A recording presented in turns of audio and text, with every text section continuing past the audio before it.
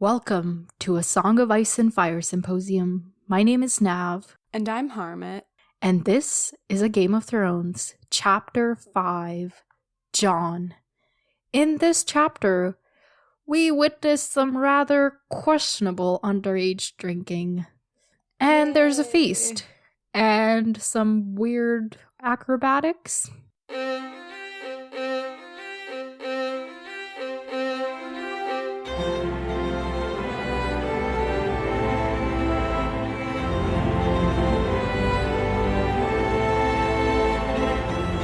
Welcome to the podcast, everyone. Thank you so much for tuning in. We are so glad to have you back. How are you doing today, Harmit? I'm good. How are you? I am pretty great. So, what did you think of this chapter? It was good. We're still kind of just boring, but it's okay. I guess it was nice You're to boring, like, or the chapters are the boring? chapter's boring. But I think it was good though, because we were like getting to know new characters, and I was like, ooh, Yeah. what's gonna happen? We know a lot of those people now. Yeah, so I had like more to think about, because it wasn't just like Jon being like, I'm a bastard. It was like Jon's like, I'm a bastard, and then someone would come in, we'd be like, oh, who's this?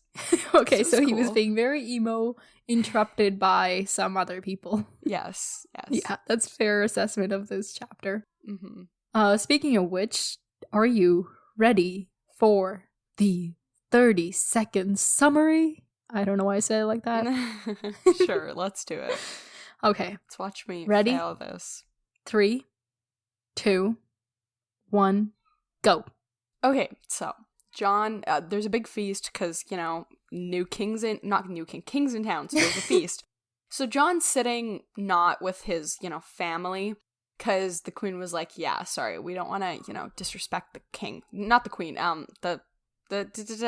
Lady Stark. Yes, Lady Stark, she said that. And then he was like, okay, whatever, it's fine. 22. And he's trying to get over that by being like, you know what? I get to drink as much as I want because I don't have any parents. And I was like, dang. And then he talks to 30. his uncle, and then he talks to the guy. Okay, I gave you 32 seconds there. Yay. You get no more. I am getting tough with this rule, okay? We are enforcing this shit. I was just trying to remember his name. What's the guy's name? The Tyrion or yes, Uncle Tyrion. Benjen? Tyrion. I couldn't remember his name. Right. Okay. Well, fair summary. You missed like all the plot points, but you got the general feel of it. It's okay. Feelings are more important.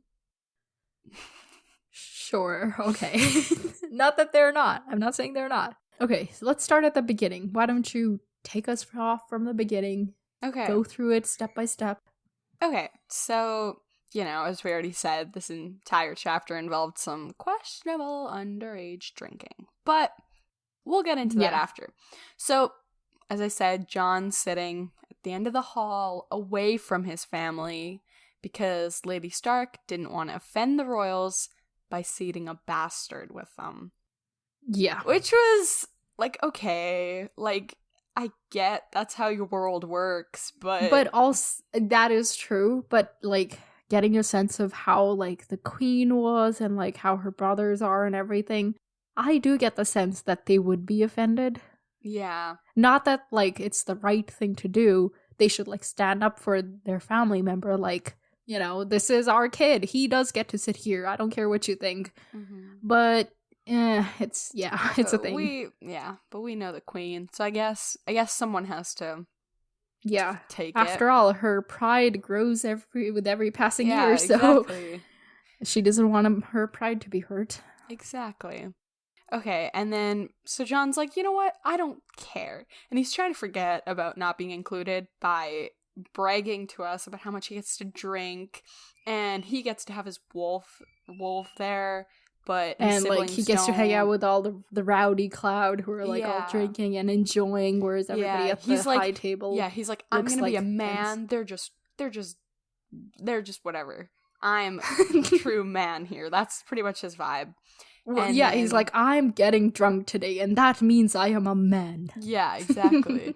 I'm like, okay, you know what? Whatever you need to make you feel better, buddy. I got you.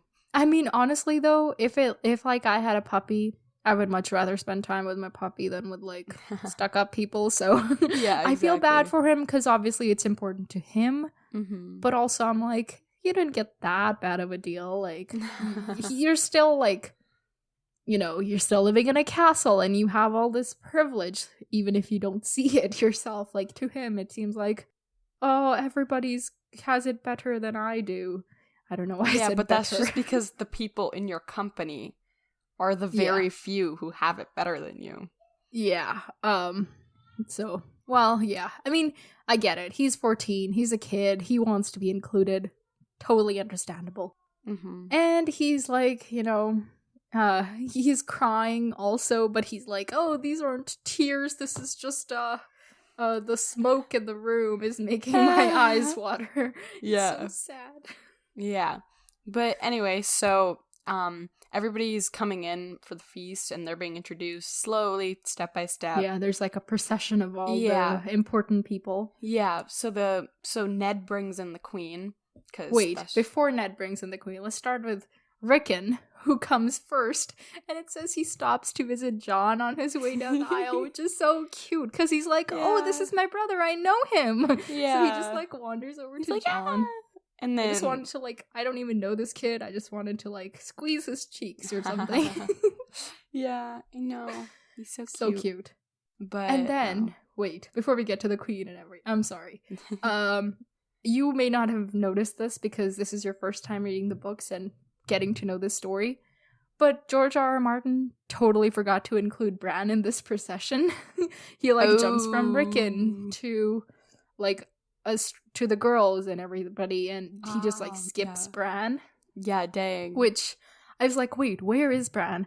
Because I didn't realize that he wasn't mentioned before, and then I googled it, and it just turns out that he forgot because he's human, I guess, so he makes errors. That's anticlimactic.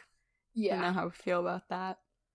I was hoping this was like some great conspiracy, like Bran was hiding away in a cellar and spying on people or something. Yeah. But no, he was just like, oh, oops, I forgot to include him. Okay. Rookie mistake, but we'll forgive it. Yeah. And then comes the queen. Yeah, the queen comes in and Ned's like accompanying her. And the queen is beautiful, so that's probably part of the pride.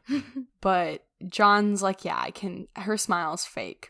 And then Ned's also tense. So you can really tell that neither of them really is like, oh my god. They're like following the courtesies, but they're not really at ease in this whole situation.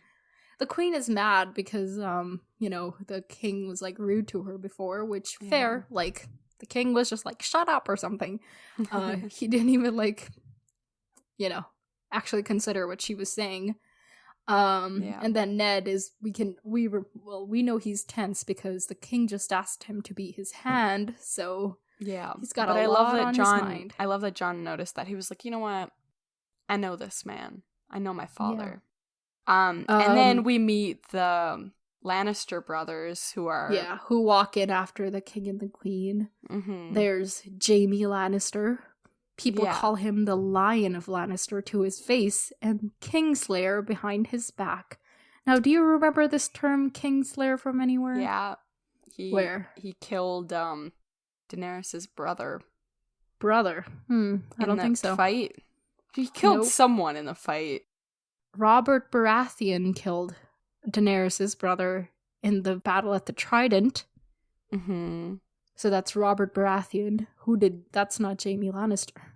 Okay, I forget what he did. And her brother was someone. The prince, who would be the king that he would slay. Like the dad? Yeah. Okay, well, the dad isn't important to me. Yeah, there's like a throwaway line in Daenerys' chapter where she's thinking about how, her family was killed on the battle, and her dad was the Kingslayer, stabbed her dad in the throne room or something. So now there was too much killing in that Kingslayer chapter. I was like, who killed who? Who hurt who? What's going on? Okay, yeah, that makes sense. But okay, with this, like, how they call him the Lion of Lannister to his face, but Kingslayer behind his back, that says that Kingslayer is an insult. Why do you think people insult him about the fact that he killed the king? They wanted the king dead, you know? Yeah. So, why do you think? That's a good point. Maybe just because if you're saying someone killed the king, that just feels like an insult. Telling, like, because if you're killing the king, it's for your own selfish reasons. They probably don't think he killed the king for the sake of the public, like, because they wanted the king killed. Like, it's because Jaime has such close ties to King Robert, or what's his face? King Robert, right? That's his name. Yeah. Yeah, for a second I was like, wait, yeah. So since they're so close, so it just, to them, it was so it wasn't selfish. for the good of the public, rather it was just for the good of the family, or the, and obviously that's beneficial to him, because then his brother-in-law is the king, not this random guy. Yeah, I guess. I mean, all the people that Jon knows, which are like the people in Winterfell on his dad's like household or whatever, they're all on the side of Robert, though. Mm-hmm. So like he's the only people he would like hear call Jaime Kingslayer. So why would like Robert's allies be calling his ally Kingslayer and using that as like a mocking term? You would think it's cool, like, oh, I killed the most powerful man in the kingdoms and he was mad, so you're welcome. Yeah. I don't know. Yeah, okay, so I guess you just don't know. Let's move on.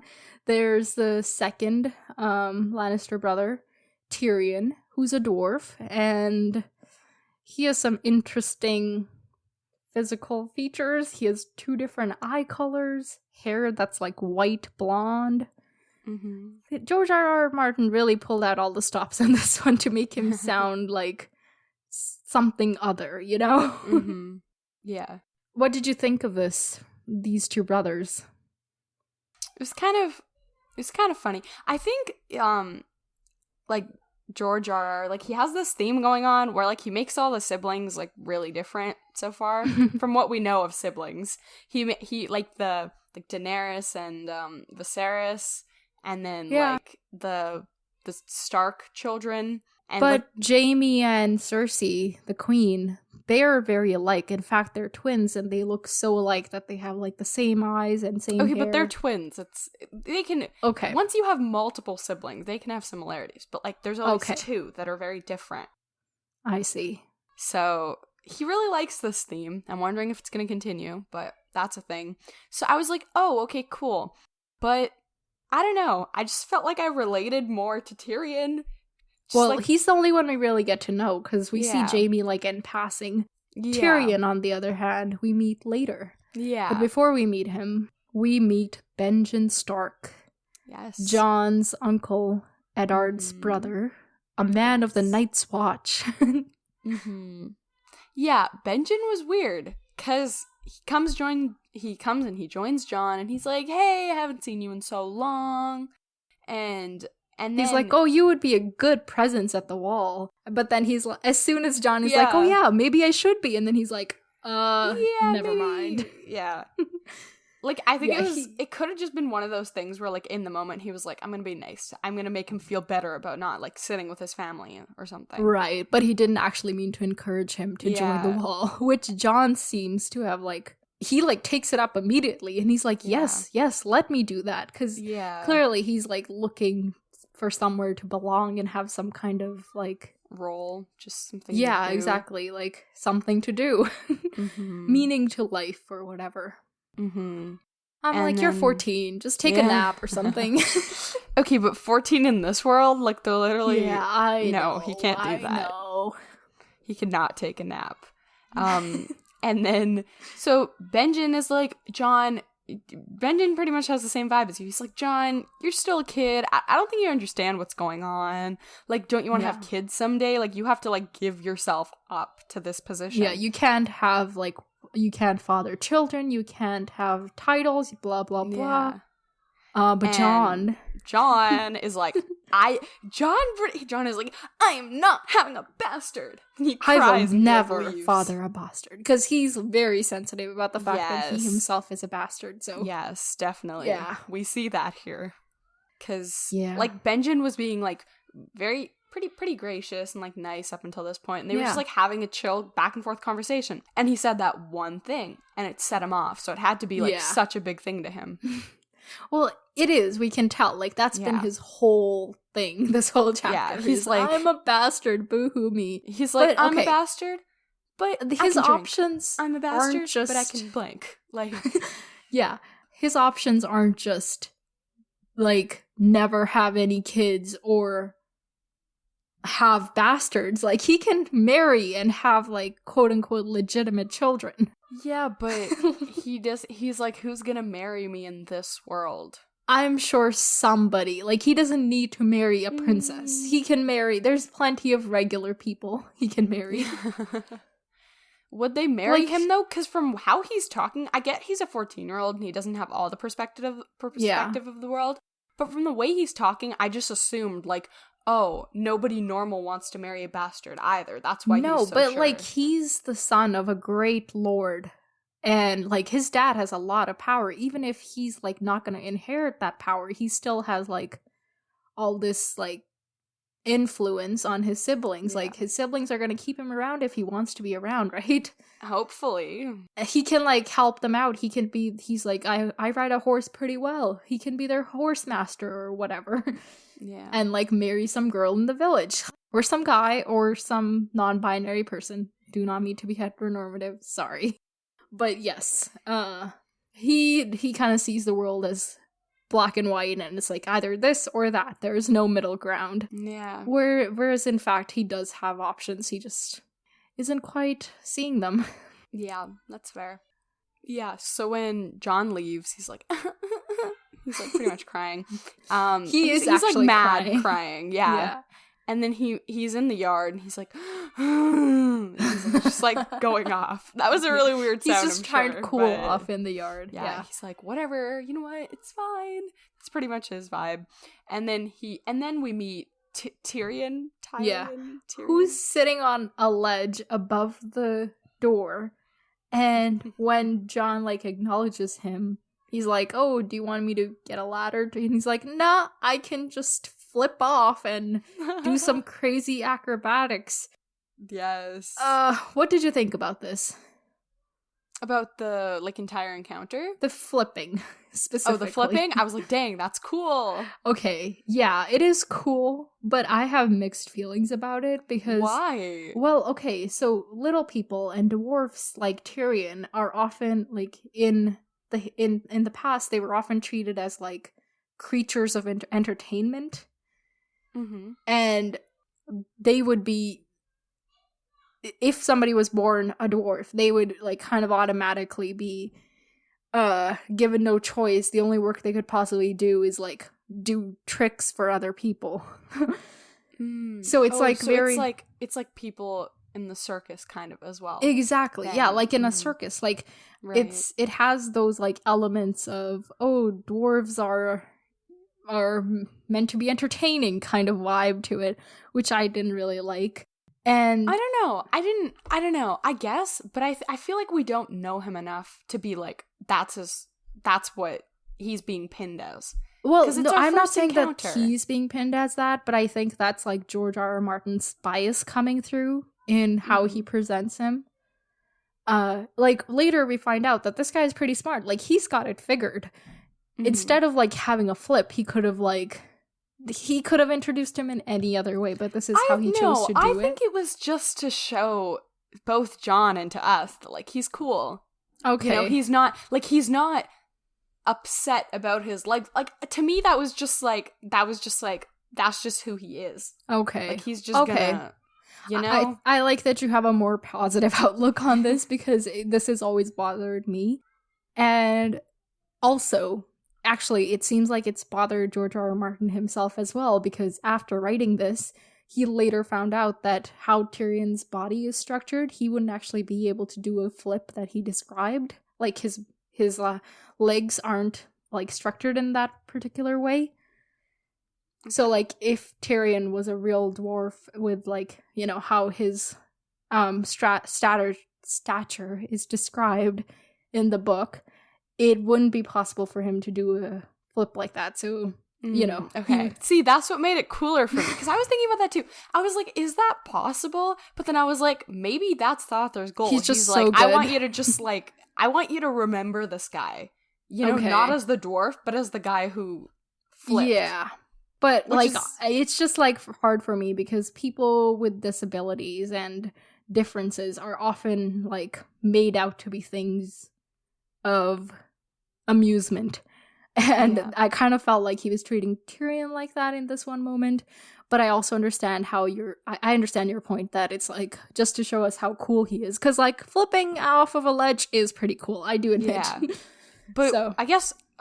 you're not going to tell me. But if we meet him again, we can look for that further and see if it's really, if that's built upon. Because if it's just one moment, then I'm just going to take it as, you know what, he's just cool. But if there's, other moments where he's just using him kind of as, an amusement factor, then I'll be like, okay. Okay, all right. I guess we'll So I'll wait to see if I meet him again.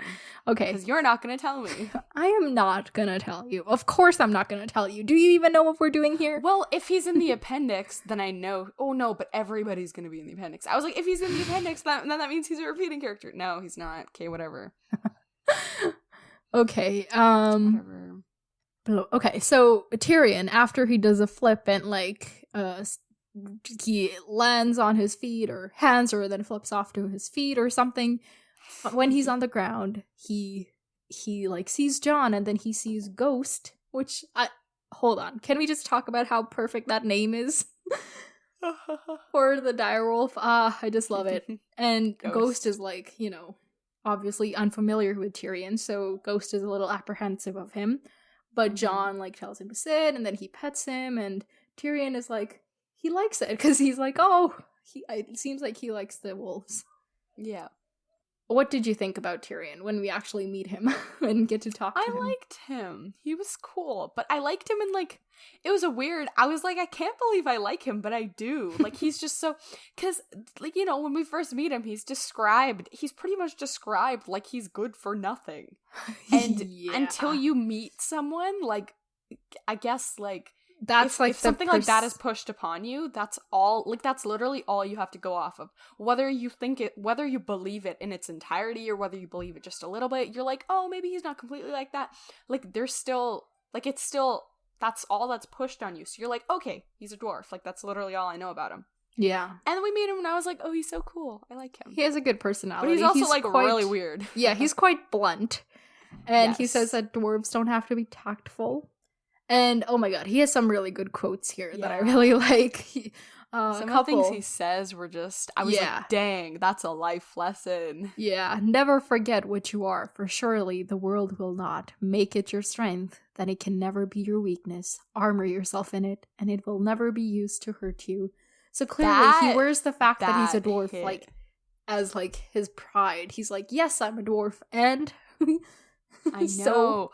That line, I probably wrote in my book, I was dang, dang, that is good. That's really, really good. It is good advice. I think it's kind of don't give a fuck what people think. I'm just gonna be me, which is kind of the best thing you can do. Yeah. And then Jon's what do you know about being a bastard? And then he's well, all dwarves are bastards in their father's eyes. And I was see, the first one was so, yes, so empowering. And the second one, I was that's well, ouch. It kind of shows how dwarves are perceived in this world. And he says that his mom died giving birth to him, so his dad's never been quite sure if he's actually his son. Because he can't ask his mom. Right. Because obviously he would want to disown him, clearly, it seems. Yeah. But, yeah. That's Tyrion. Dang. I like him. I think of the two characters in this chapter, two being him and Jon, I like him better because Jon is just so emo. I can't deal with it. Oh my god, yeah. Jon talking just makes me want to cry. I'm oh, okay. Dang. Yeah, he's so hard. I can be very down and emo when I'm in that kind of a mood. But it's just so hard to read that from somebody else's perspective. I hope we get some more happy people. Yeah, Jon's definitely not going to be a happy person. He's going to go from emo to I'm a king, and King? I have leftover. No, he's gonna like become some sort of like powerful, maybe not, definitely not a king, but he's gonna like get a position of power, and then he's gonna be like, let me show you all how you treated me. And like, that's definitely gonna happen. Oh, so he's gonna like be on the revenge trail then. I think, yes. Or like the best form of revenge is if it was success. like one, yes. If it was like one book, I'd be like, no, you know what? He's gonna be like, you know what? It's okay. But this is gonna be a really long series, and it seems like Starks are a big family right now, so he's definitely gonna go off the rails somehow. Okay, well, I look forward to that if it happens. And then I think that's it for their conversation. The last thing is that Tyrion goes back to the feast, and it says that when he opened the door, the light from within threw his shadow clear across the yard, and for just a moment, Tyrion Lannister stood tall as a king. And I was like, oh! Well, it's kind of like his personality overshadows his, like, physique. Yeah. So. Exactly. It was a good imagery. Mm-hmm. Okay. So That's anyone it for can be a king if they want to be a king. You just gotta hold yourself like a king. I don't know if that's true. No, not like an actual king, but anybody can feel like a king. Yeah, okay. Feel like a king, sure. Yes. Not be an actual king. I realized well, I said you did use the word poorly. be. Okay. I meant like mentally be a king. Okay. Well, we should wrap this up. First, okay. Do you got some predictions for me? What do you think is going to happen to Jon? I think Jon's going to go ballistic. Not right now. Do you think he's going to go to the wall? Oh, yeah. That's such a... I literally forgot about that. Like, that's a thing that happened. Will they let him if he wants to? Will he? Well, since Benjen's probably going to be, like, leaving soon, he was like, take me the next time you leave or whatever. Mm-hmm. So I feel like the king and everyone are still gonna be here when Benjen leaves. So they're gonna like overhear the conversation or something and be like, yeah, take Jon. What's he gonna do? Really? You know what I mean? Okay. So the king's gonna be like, interfering in their family matters. But they're not gonna be able to like maybe it'll, from Ned's perspective, it'll be like because you know how Ned didn't want to do doesn't want to be the second in charge, like the right hand man. Hand of the king. Yeah. So maybe he's like, you know what? Let Jon go and you can have like more time to think. Like oh, so he's gonna interfere on the and make it. I think so. I think the king's gonna interfere in their family matters. Interesting. Okay. Well, he already wants to marry his son to their daughter, so it's like he's kind of already interfering and not really giving them as much of a choice. Yes. What about Benjen? So we'll just see him leave and possibly be persuaded to take Jon? Yeah. Okay. I don't think Benjen's gonna, like, stay. Like, he just doesn't feel like a character who's around to stay. Okay, so he's not gonna be around for long? Yeah, no. Like, he's just gonna, like, go somewhere, or is he gonna die, or is he gonna just, I think he's just gonna go somewhere. If Jon goes with him, he might die, but that'll probably be later. Okay. All right. He might die just for the sake of someone dying. Dire prospects for Benjen Stark. What about Tyrion? What do you think? What do you think we're gonna see from him? Are we gonna see him again? Well, he's with the King's party. The party's still here. Yeah. So we're definitely gonna see him again. I don't know if he's gonna be like, I don't know what he's gonna be up to in like the next chapter, let's say.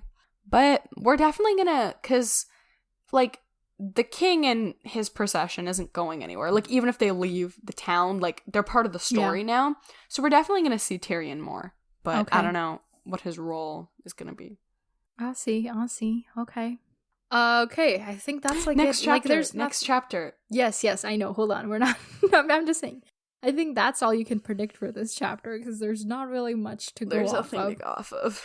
Okay, so now, do you wanna take your book and flip to the next chapter? Let's do it. Catelyn. again. Yes. Sorry. Catelyn 2.0. Yeah, we're back with her again. Yay, what do you like think we're gonna Catelyn. see from her perspective? I think we're gonna get, because when we get to because Catelyn's like, currently Catelyn has been like the hater, you know, Hater, like, you know, because she was like, my these God's northern was better folk. than, yeah, all that. So I think we're gonna get some nice little comedy, because I feel like she's gonna make fun of the guests a little bit. Oh, I see. I don't that's not what I expected you to say at all, because Catelyn is quite a somber character, so I was like, No, but I think these her are her chapter will internal be funny. thoughts. I think her so it internal won't be thoughts. like funny to her. It won't be like stand-up comedy funny. It'll be like she's like mad about like, oh, like I have to do all this work for this like awful queen, you know? And it'll just like, the way she delivers it will just end up being funny, because it'll be something that we can relate to, you know? Okay. We're like, oh yeah, Catelyn she's like chapter this. equals funny. Yes, Got it. It's gonna be funny somehow. I sure hope so now. Watch someone die, and I was like, oh, it's gonna be funny. But I'm gonna definitely bring that up if somebody dies. Okay, and then Catelyn. Okay, well, why are we going back to her now? That's a good question. Well, something's gonna happen where we're gonna need her perspective. So maybe it's like Ed's gonna tell her about the position, and then she's gonna be, and then we're gonna see she's gonna be like, I don't want him to do it, or I want him to do it, and here's why. And then the here's why will be like backstory. I see. Interesting. Okay, well, I look forward to seeing that. I guess that's it for everything we can do here. I just want to remind people that next episode won't be covering the Catelyn chapter, unfortunately. We're actually going to be covering the appendix and the map, so that there can be a bit more of understanding what the hell this world is. Poor Harmouth has been a bit confused. She does not get directions, so now she will know which way north is and which way south and which way east and west. Can I like flip to the map after, like whenever I need to? After we go through it next time, yes. Okay, good. But the episode after that, we will definitely be back with Catelyn. You can skip it if you want, if you're not interested, but I just want to see what she has to say about the appendix. Okay. In the meantime, find us on all of our social media. We're on Facebook at Pop Culture Symposium, on Instagram at Pop Culture Symposium, on Twitter at Pop Symposium. Our website/blog is popculturesymposium.tumblr.com, and you can also email us at popculturesymposium@gmail.com. Wow, that's a lot to remember. Say. Yeah, you don't need to remember all of those. The links are down in the show notes, so just click on the thing, and we will talk to you next time. Wait, that's her thing. Until then, farewell, my friends. Talk to you later.